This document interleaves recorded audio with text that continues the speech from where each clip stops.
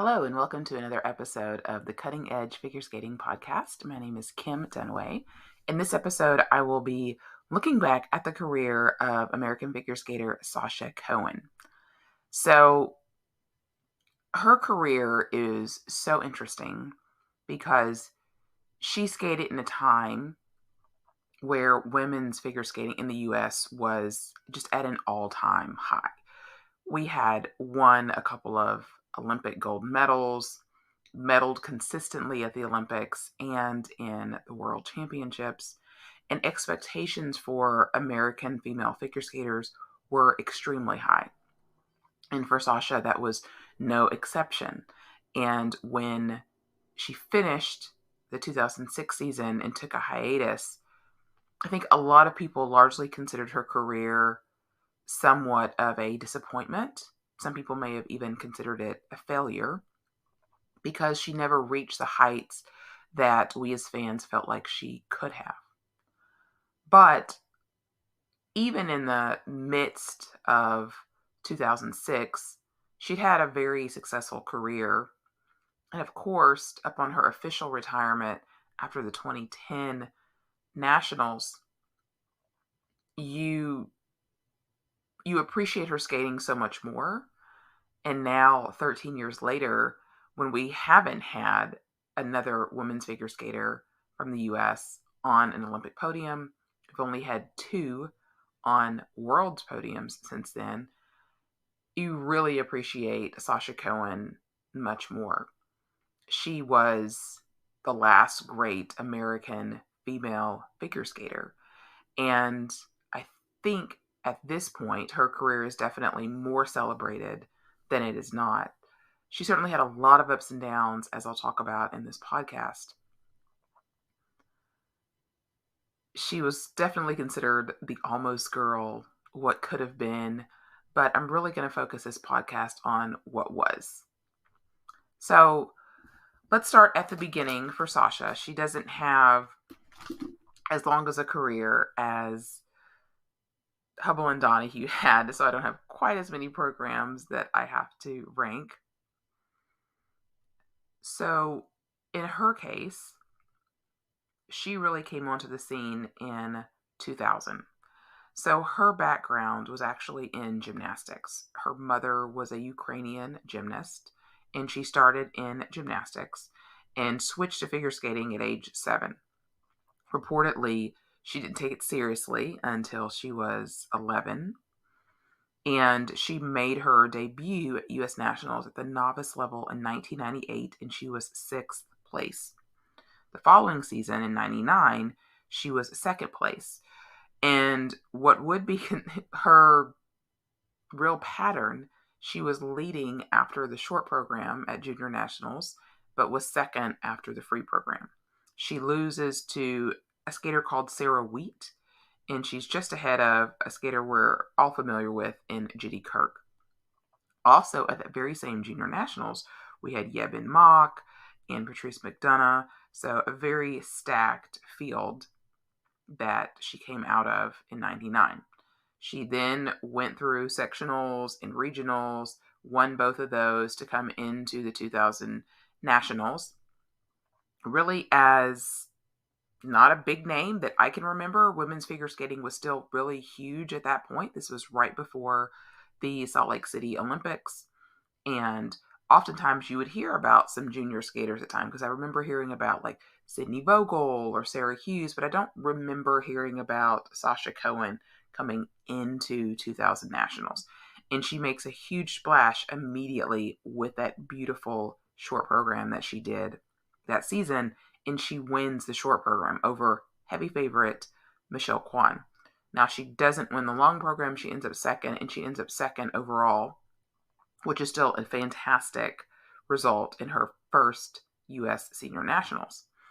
However, she's 15 at the time, and at that time, you could not compete at the World Championships as a 15-year-old unless you medaled at a Junior Worlds, which is how Sarah Hughes or Tara Lipinski in the past were able to go to the World Championships. So she goes to Junior Worlds, and she ends up 6th behind two American teammates, Jenny Kirk, who won, and a name we're all familiar with, Deanna Stellato, who was second. So she didn't have a great showing there. She was second in the qualifying round. This is back when we had qualifying rounds. She was ninth in the short program and fifth in the long program to finish sixth overall. So she wasn't able to go to Worlds, but she did make her Grand Prix debut that fall. So she was fifth at Nations Cup, formerly Nations Cup. I think it was the Sparkassen Cup then, which was held in Germany. So you may not remember that there was originally a German Grand Prix up until 2004. She had a nice short program where she was fourth, but a really rough free skate, and she ended up fifth overall. At Cup of Russia, she ended up fourth behind her teammate Sarah Hughes. And so coming into U.S. Nationals, of course, she was certainly considered one of the medal podium favorites, but unfortunately for her, she had to withdraw due to a stress fracture. So even though she would have been eligible to go to Worlds, she was unable to compete at Nationals and was unable to go to the World Championships that season, which meant that she was going into the Olympic season with less international experience than she obviously would have liked. But in that fall, she gets her first Grand Prix medal. She gets third at Trophy La Ligue, which is another formerly named Grand Prix. It was Trophy Bombard after that, and it's now the International Grand Prix of France. So it's still around. And she started out the season fifth at Skate America. So she comes into Nationals, I think largely as looking like number three, because at this point, Sarah Hughes had gotten a bronze at Worlds in the previous year. She had won the Grand Prix final. And so I think Sasha, was a little bit forgotten about because she wasn't at Nationals in 2001. I think people were much more focused, of course, on Michelle Kwan. And I think Sasha was sort of coming in as, a potential podium contender at the Olympics. And so I think people were talking less about Sasha Cohen because she didn't make a huge splash in the fall like Sarah had made. But she ends up second at Nationals, and she ends up and so she ends up going to the Olympics. And again, I think that some people actually picked her to be a potential bronze medalist coming into the event. Most of the focus was on Michelle Kwan and Arina Slutskaya because those had been the two that had really dominated the conversation for the last Olympic cycle, especially Michelle Kwan coming into a home Olympics. And Sasha comes into the Olympics and she finishes third in the short program, positions herself very well to potentially win because this is in the old scoring system where if you were in the top three after the short program, if you won the free skate, you would win the whole thing. Now, of course, nobody was expecting her to come in and win. Sasha herself has said publicly that she did. She expected to pull a Tara Lipinski, come in, win the Olympics, and retire. Like that was her goal. Instead, she has one fall in the free skate, which was so puzzling to me at the time because Sasha was never one who was known to do triple triples. And so she goes for this triple lutz, triple toe right off the bat and falls. And the rest of the program is fantastic. But of course, Sarah Hughes stole the show and goes from fourth to first. Michelle Kwan and Arina Slutskaya both struggled a bit. Arina did not fall, but she didn't get any of her triple triples off. And Michelle had the one fall. And so she ends up fourth, which is never a fun place to be at the Olympics. I think all of us were hugely impressed by her performance because oftentimes that third American woman just doesn't do as well at the Olympics as, one or two other ladies. And so to finish first, third, and fourth at the Olympics for the U.S. ladies was fantastic. And this was Sasha's biggest international competition that she had been in. She had not been at a Worlds at this point, or a Four Continents, or a Grand Prix final at this point in her career. So it was really huge. And then she goes into Worlds with Sarah not being there and then potentially having the opportunity to get her first world medal. Again, she was close, but not quite there. She was fourth at that Worlds. And so then after the 2002 season, she makes the huge choice that I think none of us were really expecting, and she decides to change coaches. So at this point, she had been working with John Nix for a number of years in her career in California, where she was based. And she makes the big change to go to Tatiana Tarasova, a Russian coach who had coached Alexei Yagudin, Grishik, and Platov. She coached Shaylin Bourne and Victor Kras for a small period of time. And it seemed honestly like a good fit for her. I mean, she'd obviously had a great deal of success with John Nix, but sometimes moving to another coach can sort of bring out an extra something that they didn't have before. Like for Sasha, I don't, of course, we can debate this, but I don't know that she needed to change coaches. What Sasha needed and what she needed throughout her career was consistency, maybe a sports psychologist, and she may have had one, but there's only so much a coach can do. You can train, you can be beautiful in practice, but ultimately they can't skate for you when it counts. And so I think, Sasha probably found over the years that it didn't really matter who was coaching her so much. But at this point in her career, why not try it, right? So she went to Connecticut to train with Tatiana Tarasova. She had a extremely successful fall.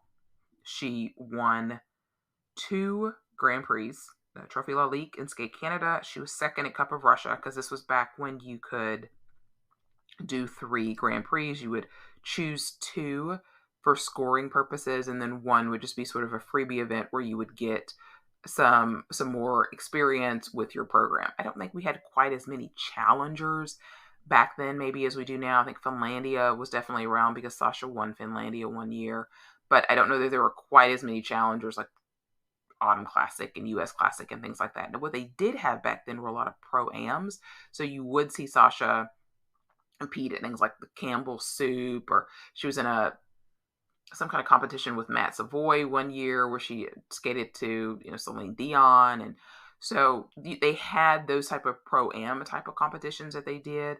But as far as like competitions for you to get your program out there, your amateur eligible program out there, maybe wasn't quite as many. But even so, she was extremely successful in that fall, and she went on to win Grand Prix final, which was the only Grand Prix final that she won. But it was such a huge deal for her at the time because, of course, we're coming post-Olympics, so you're looking at that next Olympic cycle. Who's going to be that next skater? Michelle has said, hey, she's continuing on. And the question always is, when Michelle would return, the same thing happened after the Nagano Olympics, who is going to be that next skater that's going to challenge her? And of course, Arina Slutskaya had also decided to come back as well. But as far as the U.S. goes, it looks like, okay, it's going to be Sasha that is going to be that next great U.S. female skater. And so she goes into nationals, is she the favorite? Is Michelle the favorite? Michelle did compete at Skate America that season, but she did not compete in the full Grand Prix. And Sasha comes in with a lot of hype and hoopla. And Sarah Hughes is back, of course, as the reigning Olympic medalist. She hasn't competed at all, really. And so there were a lot of storylines at that 2003 Nationals in Dallas. And unfortunately for Sasha, and what will definitely start to become her pattern, is she ends up third. She has a rougher free skate. She ends up second after the short program. She doesn't win the short program, but again, this is the old scoring system. You're in the top 3. You just have to win the free skate. But unfortunately for her, she ended up in 3rd place after the free skate. So she still gets to go to Worlds, just maybe not as where she wanted to be, especially after winning Grand Prix final. So she goes to Worlds again. Again, expected to medal because she has won Grand Prix finals. She has won 2 Grand Prix. She has shown us this season that she can compete with the best in the world. And if she's at her best, the question at that point is she the best in the world? Is she better than Michelle? Because one of the reasons Michelle Kwan was so fantastic and had such a successful career is that almost no one could really match her artistry. Michelle wasn't the best technician out there, but there weren't a lot of really great technicians at that particular point of time in women's skating. And no one could touch Michelle's artistry except Sasha. Sasha could. But again, she had in this competition at Worlds a rough short program. She ended up 6th after the short program. And while she was 3rd in the free skate, it was only enough to pull her up to 4th. And so she was, again, off the podium, close, same exact position that she had been at the World Championships the year before, but not quite strong enough. So she goes into the 2003-2004 season and has, again, just a super successful fall. She wins Skate America because Michelle opts not to be there. She wins Skate Canada. She wins Trophy La Ligue. She goes into the Grand Prix final as a huge favorite. And she ends up losing to Fumie Seguri in what was a huge shock at the time. And then she makes the very puzzling decision in the middle of the season to change coaches from Tatiana Tarasova to Robin Wagner, who was formerly Sarah Hughes' coach. And I remember at Nationals, that was just such a weird scene, going from where she had been the year before with Tatiana Tarasova, who's very fierce and dramatic, to Robin Wagner, who is like happy-go-lucky cheerleader. It was so odd. And of course, she had programs that she had choreographed, by Tatiana Tarasova and Nikolai Morozov, which were excellent programs, some of the best programs that she had in her career. And she goes into Nationals and she wins the short program. And again, it's like, can she get it done? Can she finally get this national title that we know that she's capable of? And she comes out in the free skate and she falls. Now, she has one mistake. She still gets a 6 in presentation from one of the judges. So Michelle still got to go out there and skate really well. And Michelle skates one of the best free skates in her career. Just absolutely lights out this fantastic program to Tosca that she does and wins a national title again. So Sasha Cohen gets yet another silver medal. Goes to Worlds, and she is the best we have ever seen her in that short program, where she goes into the free skate at Worlds with the lead. But again, as is the narrative, falters in the free skate, gets passed by Shizuka Arakawa. She does finally get her first world medal, maybe not the color that she wanted, in silver. We go into the next season, and she had a back injury, and so she was not able to be in the Grand Prix at all. So she comes into Nationals a bit as a wild card, because we don't know really what condition she's going to be in. We haven't really seen her programs. I think we maybe saw it at the Campbell Soup thing that year, but certainly wasn't fully realized to its potential. And she did fine at Nationals. I mean, at this point, there's not a whole lot of competition outside of Michelle Kwan for her. This is like Jenny Kirk. I think Kimmy Meisner was 3rd at this Nationals, and she was too young to compete at Worlds.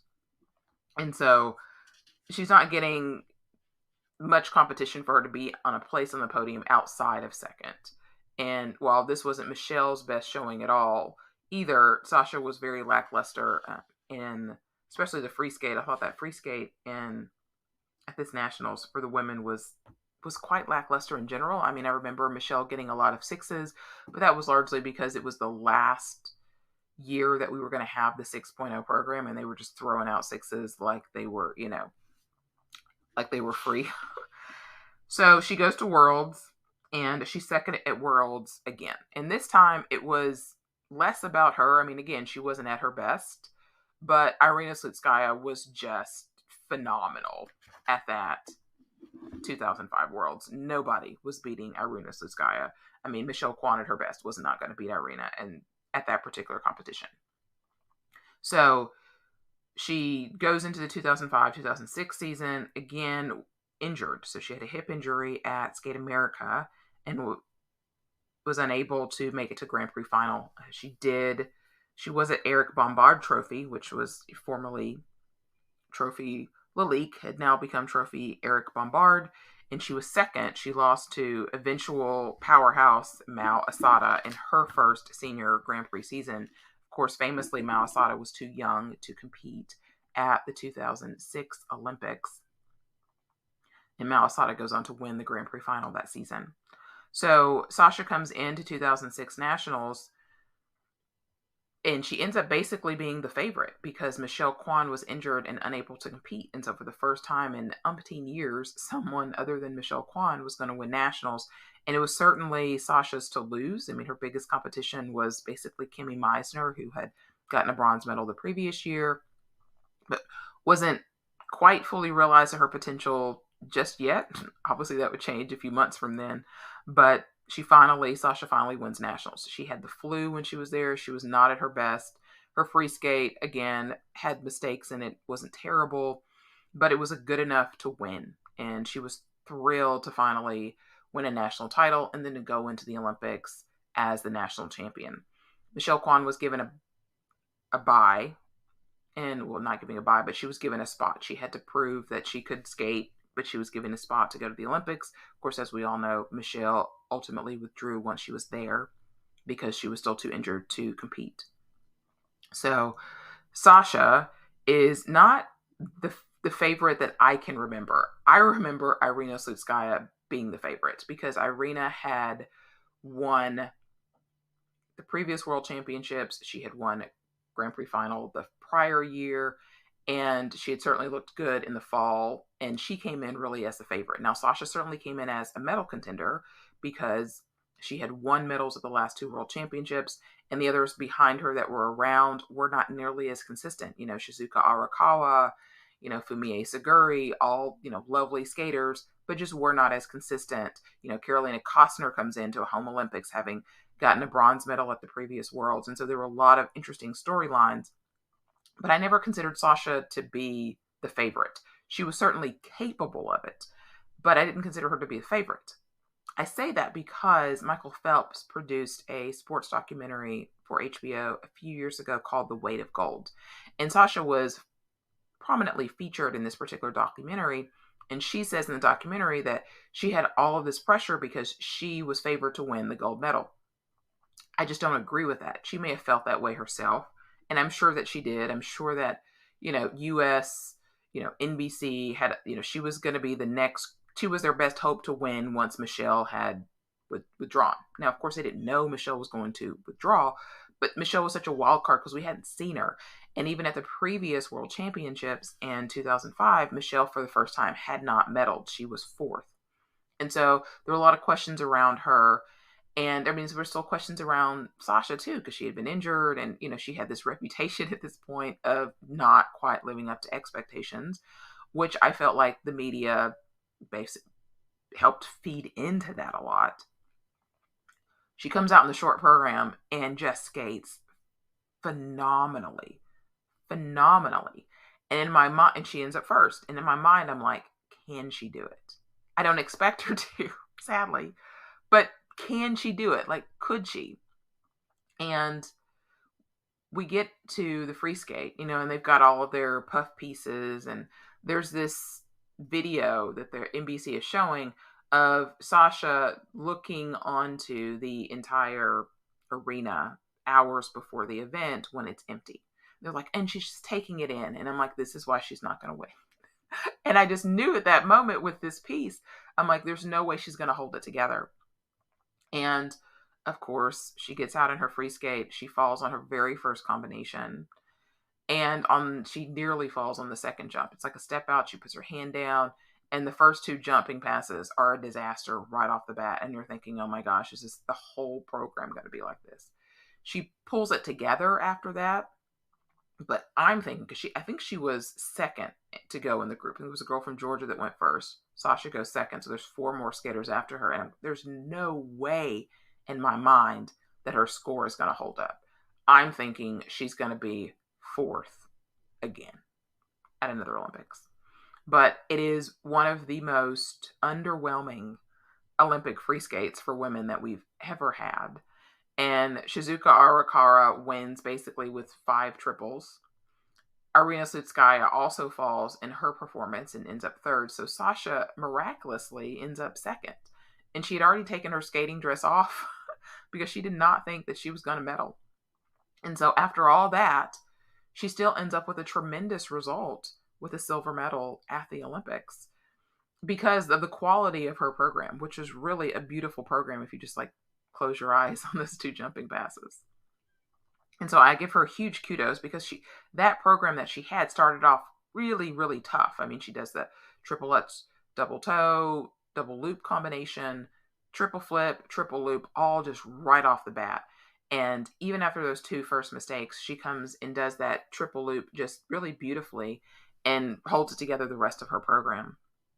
She goes into Worlds, again, as the favorite. Arina Slutskaya, not there. Shizuka Arakawa, who just won the Olympics, not there. And again, just falters. And she falters really kind of right off the bat. She ends up third in her qualifying group, which puts her in a tie for 5th going into the short program. Again, skates a fantastic short program, as she did most of the season. That's just one of her best programs. The Dark Eyes short program. And she's first after the short program, but her free skate is just really a disaster for her, and she's 4th in the free skate. She does hold on to 3rd place and wins her 3rd World Championship medal in a row, but it's got to be hugely disappointing for her because she ends up losing to her American teammate, Kimi Meisner, who skates brilliantly in the free skate and wins the competition, and Fumie Saguri ends up with 2nd.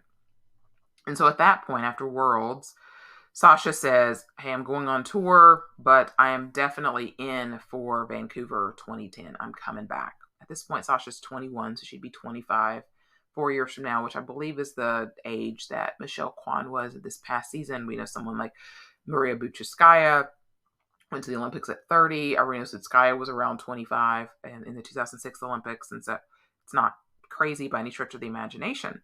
However, in December of 2006, she sort of changes her tune a little bit and says, yes, I'm still going to come back. My focus right now is on Worlds 2009. So she's planning to take a considerable amount of time off before coming back.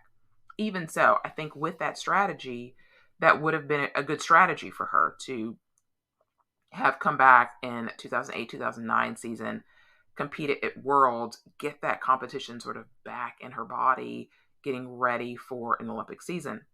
That's not what happened. So in May of 2009, she officially announces her comeback. So this is after 2009 Nationals and Worlds has already happened, and she's going to be skating with Rafael Arturian, interestingly enough, which reminds me, I totally glossed over the fact that she changed coaches yet again in 2004. So she went back to her original coach of John Nix. So in that 2-year period of time, she had Tatiana Tarasova, Robin Wagner, and then goes back to John Nix. And then when she returns in 2009, she decides that she's going to be trained by Rafael Arturian, who up until Michelle had picked him later in her career, I don't think we'd ever really heard of him. Of course, now he's hugely famous for coaching Nathan Chen.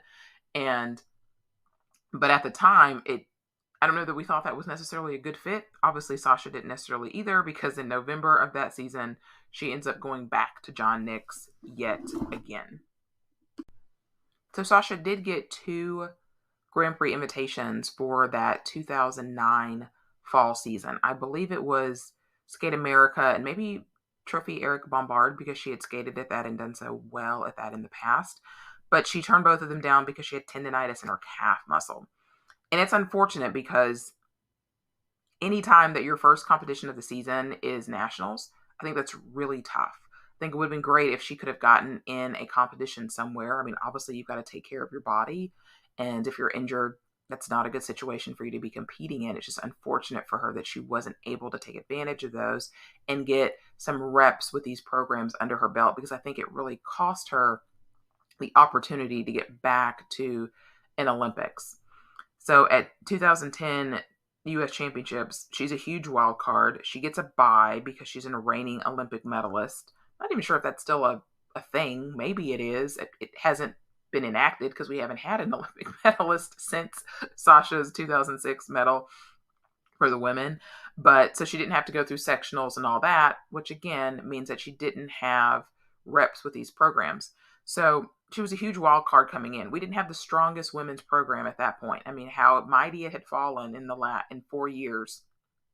We hadn't had a medalist at Worlds since Kimmy had won that post-Olympic Worlds in 2006. We hadn't had a really consistent U.S. lady either.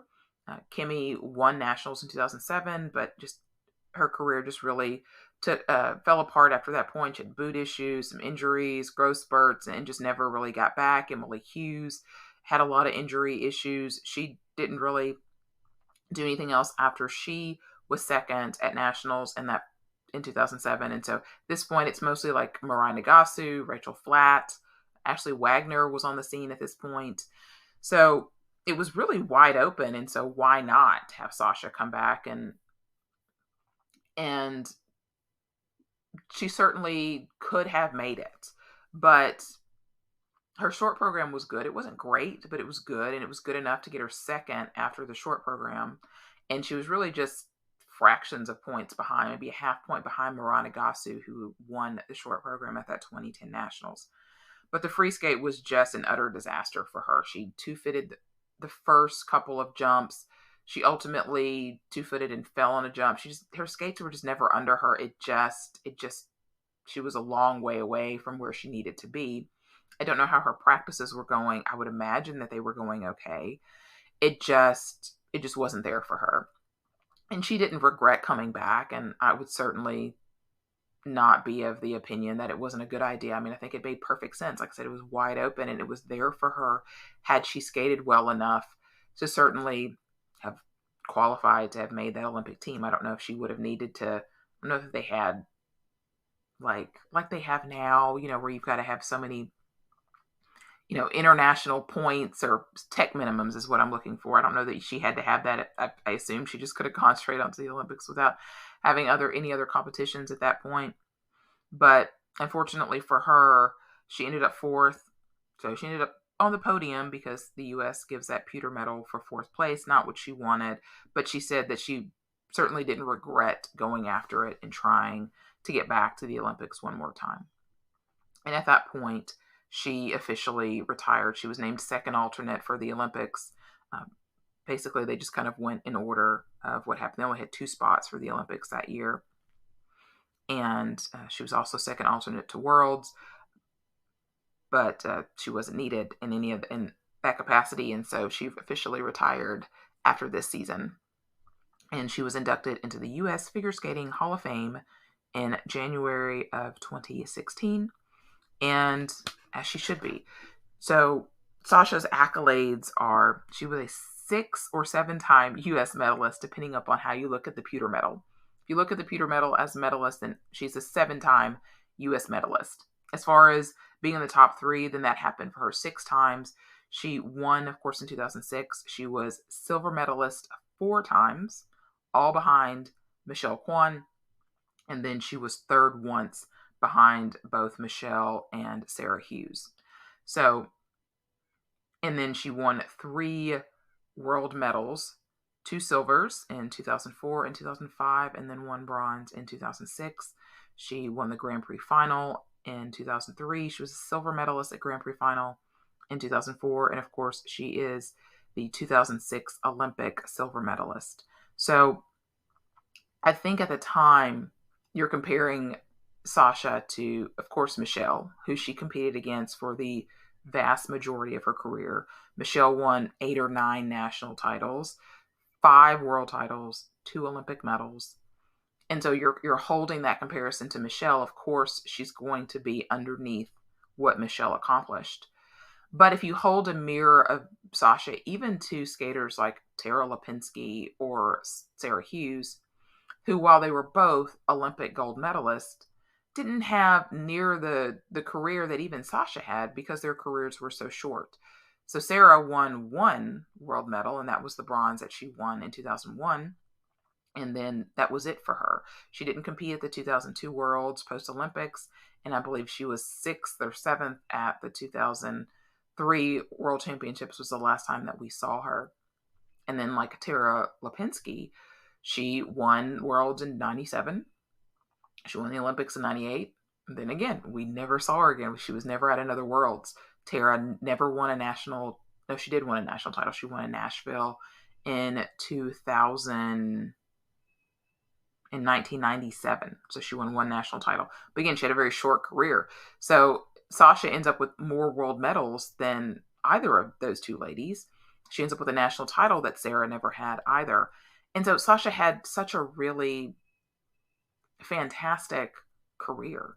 She was dominant at times in the Grand Prix at the height of her career. She has absolutely phenomenal programs as I'm getting ready to go through and rank.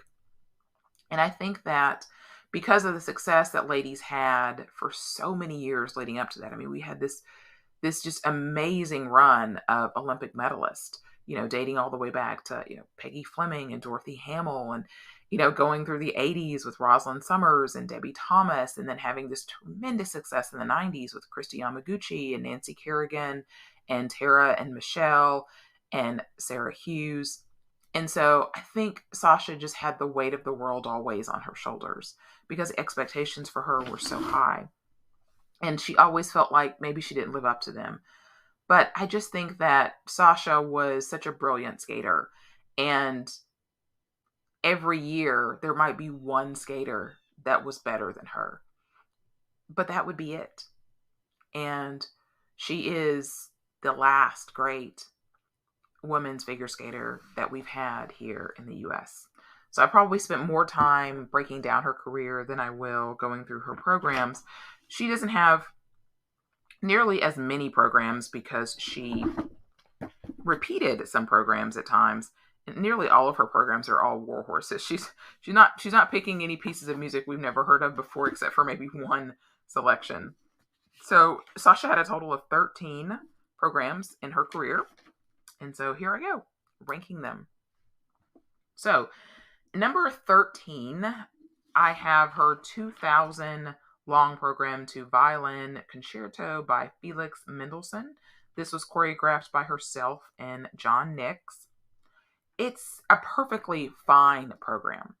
It's just, to me, light years behind what we would see her develop into a couple of seasons later. Her first two senior long programs, I think, are her weakest. And so this one, we didn't see, I don't think, outside of the 2000 U.S. Nationals. Junior World, yes, there wasn't video of Junior Worlds at that particular point in time. And of course, she wasn't at Senior Worlds. And so we really just saw it this one time. We don't have video typically for sectionals and those types. She wasn't in the Grand Prix that season. And so I think it's a very pretty, very beautiful program. A lot of Sasha's programs look very similar. And she doesn't have a single bad program in her career at all. It's just, to me, this one probably has the least amount going on. It's the least exciting. It's very pretty. She likes at times to really go for drama. And I think she does that very well. And in this program, to me, is just sort of the weakest. And I feel very similarly about my number 12 program that I picked, which is her 2001 long program to Dark Eyes. So she obviously uses this piece of music again years later as a short program, but she starts using it with her second senior season. And again, this is a program we didn't see a whole lot because we saw it in the Grand Prix, but she wasn't at Nationals and she wasn't at Worlds. So we just really saw it a couple times. One time wasn't performed well at all. And the second time she performed it was performed better. It's great music. She skates it well. It just, I don't think we don't see the potential of this program like we see in some of her other programs. It's still, to me, it was choreographed, again, by her and John. And I feel like when we get to some programs that are choreographed by other people, it's able to bring out the best in Sasha much, much better than the programs that she choreographed, her and John. Now, again, they're all still really good programs, and I have some of those programs that they did high on my list. I just think this one, we didn't really get to see it at its best. And especially compared to the rest of the programs on this list, I think it's just one of the weaker ones. At number 11, I have her 2010 free skate to Moonlight Sonata. And much like the other two, we only saw this one time and we didn't see it skated well. So this is what she skated at Nationals to try to qualify for her third Olympic team. And beautiful music, as we were all familiar with Moonlight Sonata, but it was just marked by so many technical mistakes that it was difficult to appreciate the artistry that Sasha brings. And so it just, again, was difficult to really fully appreciate this program because we don't see it realized, just seeing it the one time out of the gate. I think, like I mentioned earlier, if she had been able to compete this program earlier in the season at a challenger somewhere, I think that this program would have looked a lot better than it did at Nationals. But here we just don't have we don't have any other information to go on other than this one performance at Nationals, and it was just quite lackluster technically, which, like I said, artistically it was still good. She just has better programs and better performances of a lot of her other programs. The number 10 program is her 2004-2005 free skate to the Nutcracker. And this was coming off of a season where Jin and Zhao had used the Nutcracker in their free skate, which is just absolutely beautiful. It's one of my all-time favorite pair programs of anybody. And so it was a weird choice for me, having just seen like perfection with this program. I think Sasha could have done a gorgeous job with like Waltz of the Flowers from the Nutcracker Suite, or even the Dance of the Sugar Plum Fairy. It was an interesting choice to me that she chose the pas de deux, which is typically danced as a pair, not typically skated as a pair. I mean, anybody can use it. It's fantastic music with huge high points that Sasha usually accentuates so well. And she's coming off of a year that she did Swan Lake. So the Nutcracker to me just seems like a poor man's version of the Swan Lake. And again, it's a season that she dealt with a lot of injuries, and it just wasn't, to me, ever really fully realized to its potential. It's very pretty. There's nothing wrong with the program. It just, like, if I want to see a good Sasha program, I'm not going to pick this one. I think it's better than the three below it, obviously, but it's not to the quality of the remaining programs that are on this list. And some of it, I think, like I said, boils down to just maybe the choice of music for this. Again, it's pretty. It's just not special. So number 9, I have her 2010 short program to Espani Kani, which is Paso Doble music, very popular music that you'll see in ice dance a lot. Interesting choice of music for her.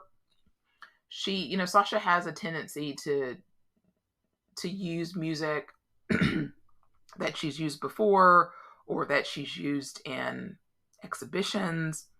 And so with this particular piece of music, I felt like she was sort of reaching into that Malagueña well, or the Dark Eyes well that she had done so well. But it's just, she could have picked a better piece of music. She just could have something that she could have elevated the music instead of trying to live up to the music. It's fine. She has a couple scratchy landings because, again, we only see this program one time. and it's a good program. I mean, I feel like all of her programs are good. This is not one of the weaker ones in my opinion. It's a good program. I feel like once we step out of the Nutcracker, then we're to programs of Sasha that were done really, really well. And she always did short programs well. She didn't have to do as many jumping passes, so we have a lot more clean short programs that we can look at and appreciate. So I think it was a good short program. I just felt like she was trying to capture the magic of short programs in the past that she had done so well, and that, it just really didn't. But again, beautiful moments, beautiful spins, great footwork. It works. It really works. It's a great program. At number 8, I have her 2001-2002 free skate to Carmen. I haven't talked about Carmen on the podcast because mercifully the last season we didn't have any Carmen free skates that I had to talk about. Carmen is music for me that if I never ever hear again in skating, I would not miss it one bit. It is so, so overused. I don't care if you're fantastic at it. That being said, uh, Sasha probably has one of the better Carmen programs that we've seen. It was one that she, basically choreographed herself, her and John, and she picks great high points of the music. What Sasha always did really well in her career was use those high points of the music for, double axels, for a leg kick or what have you. Like she would use those swells in the music really well. And this one really is no exception. I think she brings a lot of fire to it. I think Carmen's always going to be hard music to live up to. And it's also hard to get excited about it, for me anyway. But I think she does it very well. I don't know if so at nationals when she did this, I think she like threw in a jump at the end maybe. And then at the Olympics when she did this program, she does the triple triple toe that I talked of earlier, which to me was like, why are you doing this? Why are you doing this triple triple combination that we've never seen you do? And she falls. And I mean, I think she would have fallen on something anyway, because again, that was Sasha's pattern. But I've wondered, and I'm sure Sasha has too, like, what if she had just done a triple Lutz double toe? Like, because again, when you skate a program clean, there's just a pizzazz that the performance has that it doesn't have when you have mistakes in it, that we never really got out of any of Sasha's long programs. I would have loved to have seen this one skated totally clean, because I feel like some of the other programs that she had that we haven't got to yet on this list, even with mistakes, they were still really beautiful programs, where I feel like with Carmen, to really keep that intensity, it needs to be clean to really have the impact that you want. But it's still fantastically skated, of course. And number 7, I have her 2002-2003 free program to Rachmaninoff, which is just a fantastic program. I mean, again, warhorse music. We've all heard Rachmaninoff a million times, but when it's done well, I don't care. And this program is so fantastic. I think she probably performed it best the following season at the Grand Prix final, when she used it as one of the free skates that she did. Or was it? Maybe it was the 2003 Grand Prix final that she actually won, that she skated it so well. But which is all we know is all very, very hard for Sasha to do a good long program. Irregardless, just really beautiful. It complements all of her balletic features that she brings to the ice. Of course, her signature spirals and layback spins, and she always had really great footwork sequences in her programs as well. And I really like this program a lot. I mean, it's 7th just because all of the programs above it are some of her best work. But loved this program as well. Her number 6 program, which is a shocker to me because it's always been in my top 5 of her programs. But when I rewatch all her programs, a couple of times, it ended up 6 for me. And that is her 2001 and 2001 to 2002 short program to My Sweet and Tender Beast. So this is one that she repeated. It was successful, and she didn't compete at 2001 National, so we didn't see it just a whole lot. And again, it's another one choreographed by her and John Nix, because they choreographed all of her programs together with their first stint together.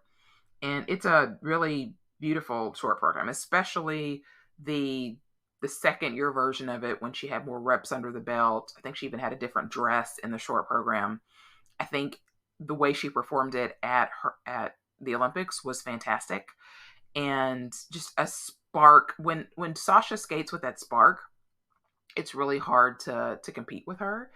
And she ends up 3rd after the short program, right behind the 2 favorites, right where she wanted to be. And I love the music choice in this program, because it's not music that we're so used to hearing, whereas nearly all of the other pieces that Sasha chooses are warhorse music, pieces of music that we've heard a million times. And I love it when a skater picks music that we're not as familiar with or we haven't even heard at all, and makes us like this brand new piece of music. And then everybody else that skates after that to it, you're going to compare them to this because this is the standard. Although I can't recall hearing it at this moment from other skaters, but I just thought it was a really fantastic program. She has these beautiful split jumps in it that she always does so well at the end of the program, and really fantastic. So getting into her top 5, I'm shocked that I have this program at number 5, but this is her 2005-2006 free skate to Romeo and Juliet.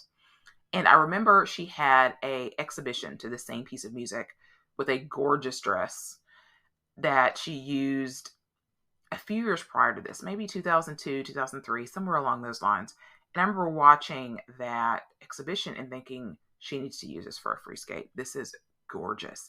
And she does. She ends up using it for a free skate this season. And then her short program music, she ends up recycling music that she used. So she goes into the season picking programs that with pieces of music that she's really familiar with.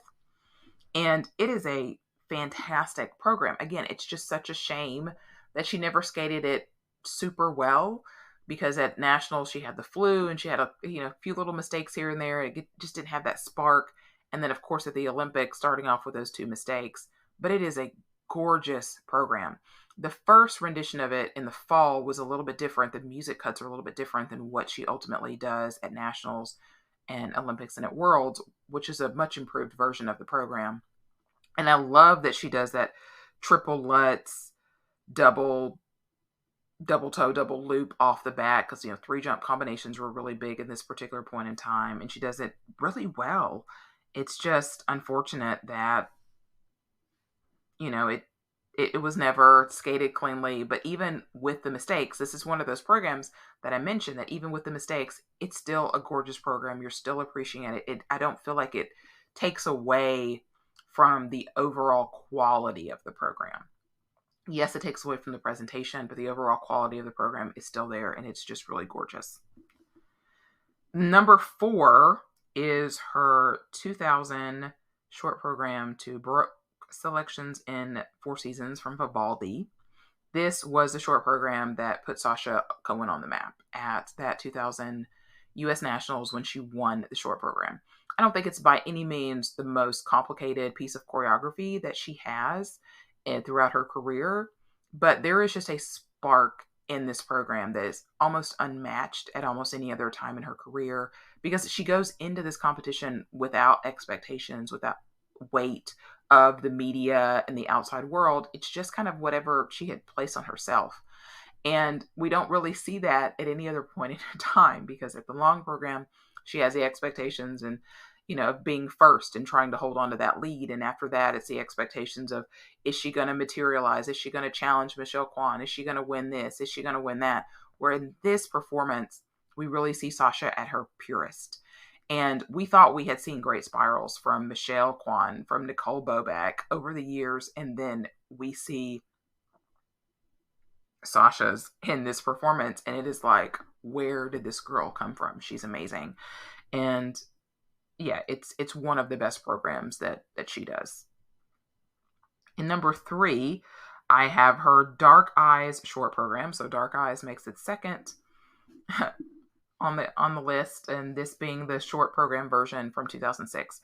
And you could make a great argument with any of these top 3 programs being number 1. They're all fantastic. These next, even the Vivaldi short program is really good, but I think that these next 3 programs are just at a different level for Sasha, and they're the best that she does in her career. And so I have Dark Eyes here at 3rd, only because I just think that the 2 ahead of it are just perfection.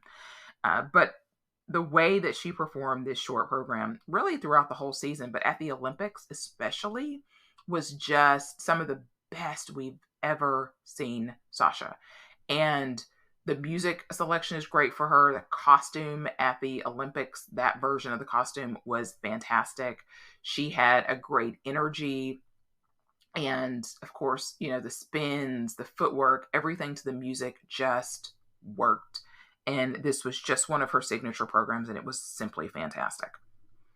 Number 2, I have her Swan Lake free skate. So this is her free skate from 2003 to 2004.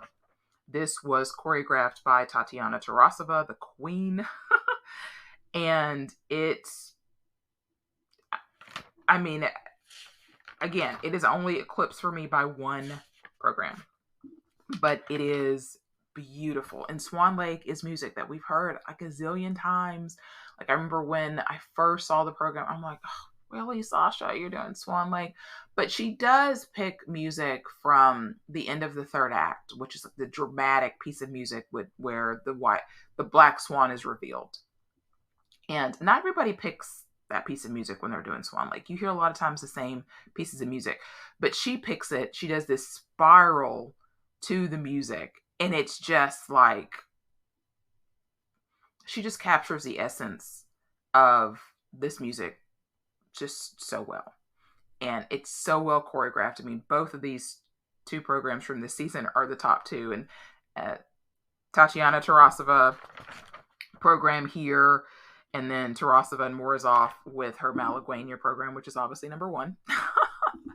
That's just peak Sasha Cohen. I mean, it's just, this was by far and away her best long program. And of course, in general, I have her short programs ranked higher than her long programs. And again, part of that is because just they had more mistakes. But this one is her best long program. It captures everything that she's so good at. You are captivated from beginning to end. And this is why she got a 6 at U.S. Nationals, even with the fall in this program. It is just absolute perfection. And then number one program is that Malaguena short program that she did in both the 2002-3 and the 2003-2004 seasons. Choreographed by Nicola Morozov and Tatiana Tarasova, like I mentioned. And it is just absolutely quintessential Sasha Cohen. And I don't care what anybody does with Malaguena, this is the GOAT Malaguena program always for me. The way that she performed it, especially at the 2004 World Championships, was just, again, I think probably the best performance of her career. I did not love the yellow dress. I preferred the dress that she had used the previous year that was long sleeve, that looked a little bit more like Malaguena. But now, years later, I really appreciate the yellow dress. It just makes the program stand out even more. The cuts of the music are just right. The footwork sequence is just brilliant. And she's just brilliant in it. And that is definitely the number one program of her career. And I would debate anybody who said differently. All right, so that is it. That is all 13 programs of Sasha Cohen's career. I will have a playlist of that, of all 13 programs, which are not geo-blocked. Hallelujah. Now, granted, Sasha competed in the early 2000s when we didn't have HD, so some of the videos aren't as great quality as you'll see in some of the later seasons. But even so, you'll be able to, I've got a link to that in the show notes, so you'll be able to appreciate all of those programs if you want to go back and be reminded, or maybe see some of these for the very first time. So thank you guys always again so much for listening. This is my last bonus episode of the summer. So when I come back, it will be to actually recap some events again. That'll be exciting, and it will be just around the corner. So you can find me on Threads or Twitter at iSkate Podcast, as well as Instagram. You can also email me at thecuttingedgepod@gmail.com. Please subscribe to the podcast if you have not already. And if you feel so inclined, leave a review where you listen. Thanks so much. Have a great week.